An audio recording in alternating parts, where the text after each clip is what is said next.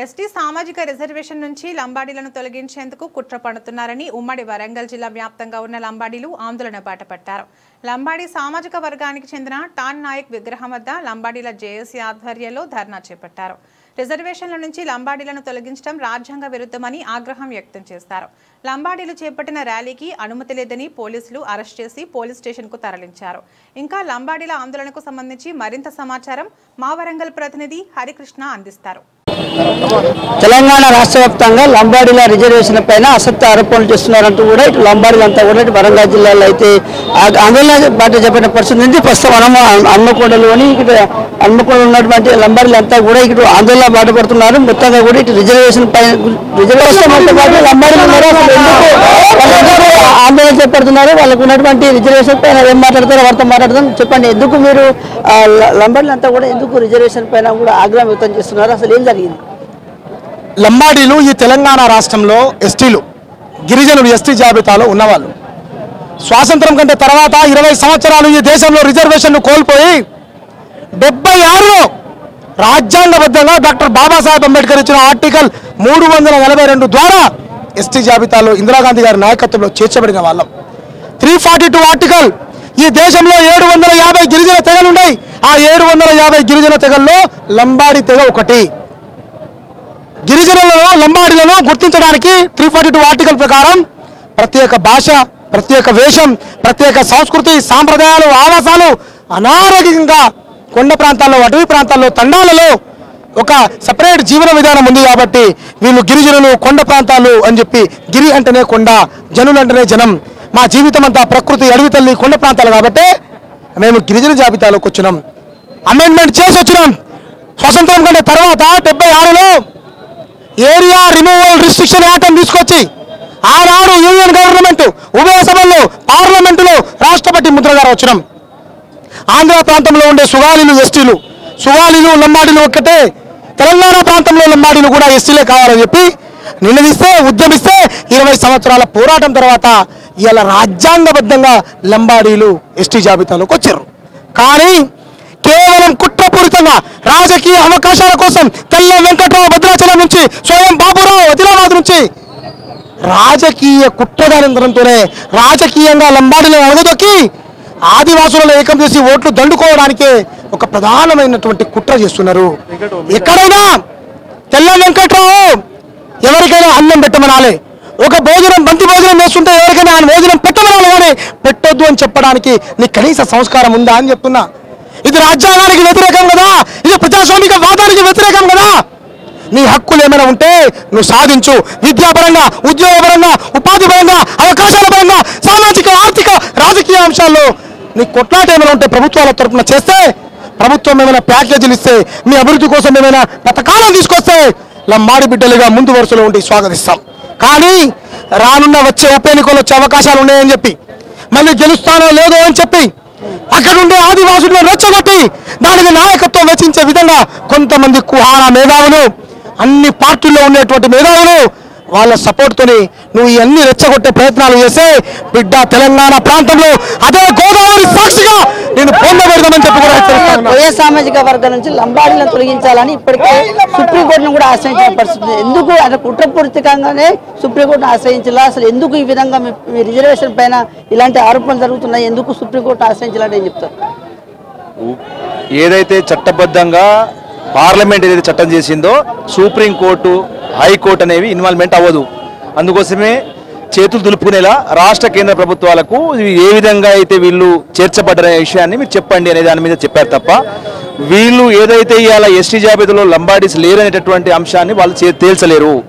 Very క్లియర్గా ఇవాళ ఏదైతే మేము వరంగల్ జిల్లా, చలో వరంగల్ జిల్లా ఏదైతే చేపట్టామో కార్యక్రమము, ఇది శాంతియుతమైన ర్యాలీ కోసం చేపట్టాము. మేము ఇక్కడ రాష్ట్ర ప్రభుత్వానికో లేకపోతే కేంద్ర ప్రభుత్వానికి అని కాదు. ఇక్కడ ఇవాళ మా మీద ఏదైతే జరుగుతూ ఉందో కుట్ర, ఇవాళ అన్ని వర్గాలకు కుట్ర జరుగుతూ ఉంది. ఇక్కడ మీరు ఈ మధ్యకాలంలో చూసి ఉంటారు, మీరు go back Marwadi, go back Lambadi, go back ముస్లిం.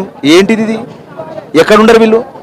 ఇంగ్లాండ్ని పరిపాలించేది ఆయన మన భారతీయుడు, ఇక్కడ మనం చప్పట్లు కొడతాం మనము.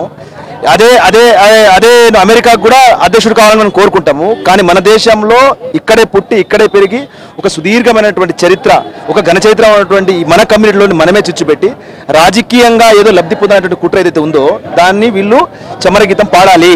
ఇది మా ప్రధాన డిమాండ్. ఇవాళ లంబాడీస్ని పోమనంటే పొగబెడితే పోయి ఏదైనా సరే రాజకీయ ఉద్దేశం ఏమైనా ఉంటే నువ్వు నీ ఇంటికాడ చూసుకో, కానీ ఇక్కడ మమ్మల్ని ఏదో వెళ్ళిపోవాలి తీసేసేయాలి అని చెప్పేసి కుట్ర అయితే ఉందో దాన్ని మేము పసిగట్టాము. దీని వెనుక ఒక కుట్ర ఉంది. షెడ్యూల్డ్ ఏరియా ప్రాంతంలో 1/70 యాక్ట్ని ఎత్తారంటే ఒక కుట్ర, ఇది రాజకీయ కుట్ర. రేపు డీలిమిటేషన్ జరగబోతుంది. వెరీ క్లియర్, ఇది చాలా క్లియర్. డీలిమిటేషన్ జరగబోతా ఉంది. వీళ్ళు 2 తెగల మధ్య గొడవ ఉంటే మేము ఏ రాజకీయ కుతంత్రాలు కూడా చేసుకోవచ్చు. Very clear. ఇక్కడ ఏదైతే ఎస్సీ ఇది తెగల్లో ఉన్నటువంటి వీళ్ళు కొంచెం ఫ్రీగా ఉంటే మాకు ఇక్కడ మా జనాభా ఎక్కువ ఉంది, మాకు ఇక్కడ ఎస్టీగా చేర్చాలి, అప్పుడు ఎస్టీగా ఇక్కడ కాన్స్టిట్యూషన్ చేయాలని చెప్పేసి ఎక్కడ ఎదుగుతారో అనేటటువంటి కుట్ర ఇవాళ 2027లో జరగబోతా ఉంది. అది కాబట్టి ముందే వీళ్ళు పసిగట్టి వీళ్ళని కన్ఫ్యూజన్లో పెట్టి అంటే ఈ 2 తెగల మధ్య గొడవని సృష్టించి గతంలో GO3 అనే దాన్ని కొట్టిపించారు. ఇప్పుడు కొత్తగా 1/70 యాక్ట్ మీద పెట్టారు. మూడోది రేపు డిలిమిటేషన్లో వీళ్ళు ఎక్కడైతే జనాభా ఎక్కువ ఉంటారో అక్కడ అడగవద్దు అనేటువంటి కుట్ర. సో ఈ కుట్రను మేము పసిగట్టాము. ఎన్ని కుట్రలు కుతంత్రాలు చేసినా వెరీ క్లియర్గా బంజారా సమాజం క్లియర్గా ఉంది. ఈ రిజర్వేషన్ పైన కేంద్ర రాష్ట్ర ప్రభుత్వాలను ఏ డిమాండ్ చేస్తారు? మీరు రిజర్వేషన్ సంబంధించి ఎలాంటి ఇంకా మీ కార్యాచరణ ఉండబోతుంది రానున్న రోజుల్లో? మేము వెరీ క్లియర్గా ఉన్నాం.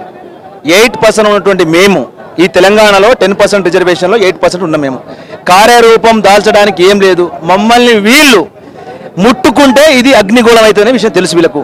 కార్యరూపం ఆల్రెడీ దాల్చేసినాం మేము. ఇవాళ మేము చట్టబద్ధంగా ఉన్నాం. ఇవాళ సుప్రీంకోర్టు కానీ హైకోర్టు కానీ ఇన్వాల్వ్ అయ్యి దీన్ని తీసేటట్టు ప్రయత్నం వాళ్ళ చేతిలో లేదు. కాబట్టి మా కార్యాచరణ ఇవాళ రాష్ట్ర వ్యాప్తంగా జరుగుతూ ఉంది. ఎలా జరుగుతూ ఉందో మీరు అందరూ చూస్తూ ఉన్నారు మీడియాలో. ఇవాళ డిపార్ట్మెంట్ ఇవాళ చూడండి శాంతియుత ర్యాలీ చేద్దామని మేము శాంతియుతంగా చేస్తామని ఎవరైనా గొడవ వేస్తారేట? చాలా చక్కగా ఊళ్ళ నుంచి తండాల నుంచి వచ్చినాం మేము. ఇక్కడ కూడా జరగనీయకుండా అంటే అర్థమైంది అంటే మా బల ప్రదర్శన, మా శాంతియుత ర్యాలీని అడ్డుకునేటువంటి ప్రయత్నం. ఇవాళ రేపు 14వ తారీఖున భద్రాద్రి కొత్తగూడెం జిల్లాలో కూడా మేము శాంతియుత ర్యాలీ చేస్తా ఉన్నాం. మేము 100% చేస్తాము. రాష్ట్ర వ్యాప్తంగా ప్రతి తండాల్లో గ్రామాల్లో ఈ అంశం వెళ్ళిపోయింది. ఎవరు కూడా దొంగతనంగా దొడ్డిదారిలో రాలేదు అనే అంశం వాళ్ళకి తెలుసు. కాబట్టి ఏదో ఈ అలజడి అనేది ఒక మైండ్ డైవర్షన్ పాలిటిక్స్. ఇది ఈ మైండ్ డైవర్షన్ పాలిటిక్స్ కి మేమందరం కూడా మేధావులు మేము పసిగట్టాము. మీ ర్యాలీకి సంబంధించి కూడా పోలీసుల నుంచి కూడా పర్మిషన్ తీసుకోలేదు కాబట్టి వాళ్ళందరినీ కూడా ర్యాలీ చేయకుండా అరెస్ట్ చేస్తున్నామంటూ కూడా పోలీసులు చెప్తున్నారు. వాస్తవంగా మీకు సంబంధించిన ర్యాలీకి పర్మిషన్ ఉందా? మీరు ఆత్మగౌరవ మార్చుకు సంబంధించి కావచ్చు, ర్యాలీకి సంబంధించి కావచ్చు. వెరీ క్లియర్ గా వినోద్ లోక్ నాయక్ అండ్ టీమ్ ఇక్కడ ఉన్నటువంటి వాళ్ళు 3వ తారీఖున, ఇవాళ తారీఖు ఎన్ని? ఇవాళ 9వ తారీఖు. 3వ తారీఖున వెరీ స్పెషల్గా స్పెసిఫిక్గా ఇక్కడ ఉన్నటువంటి సిపి గారికి వెరీ క్లియర్గా మేము అప్పీల్ చేశాము. మేము శాంతియుత ర్యాలీని మా మీద జరుగుతున్న కుట్రని మేము తిప్పికొడతాము. ఇవాళ ఏ లా అండ్ ఆర్డర్కి కానీ ఇబ్బంది కానీ ఈ జనానికి కానీ ఎవరికి ఇబ్బంది కలగకుండా మేము శాంతియుతంగా చేసుకుంటామనే మాట చెప్పాం తప్ప మేము ఇక్కడ అలజడి సృష్టించి గొడవలు సృష్టించేటటువంటి ఆ సందర్భంలో ఏ బంజారా బిడ్డ లేరు. కాబట్టి నువ్వు ఏదో జరిగిపోతుందని ఊహించుకొని లేదా బలపరిచి జరిగితే వీళ్ళు బలవంతులు అని చెప్పేసి 8% వీళ్ళు ఇవాళ ఇది మినీ స్టేట్. ఇది వరంగల్ సిటీ హైదరాబాద్ తర్వాత నెక్స్ట్ హైదరాబాద్ లాంటిది. ఇది ఈ సిటీలో బంజారా కమ్యూనిటీ 10,000 మంది ఇవాళ 10,000 మంది ఏదైతే ఈ వరంగల్ సిటీలో కనబడితే వీళ్ళు బలవంతులు అని చెప్పేసి కనబడే ఆ తత్వం ఉంటుందని చెప్పేసి భయపడి పర్మిషన్ ఇవ్వలే. వీళ్ళు ఏం చేస్తా ఉన్నాం చూడండి. ఎంత చక్కగా వేషధారణ వేసుకొని వచ్చినాం మేము. ఇవాళ మా యొక్క అలంకరణతో వచ్చినాం మేము. కాబట్టి ఇది కేవలం మా యొక్క ఆ యూనిటీని దెబ్బతీసే ప్రయత్నం తప్ప ఇక్కడ ఏం లేదు.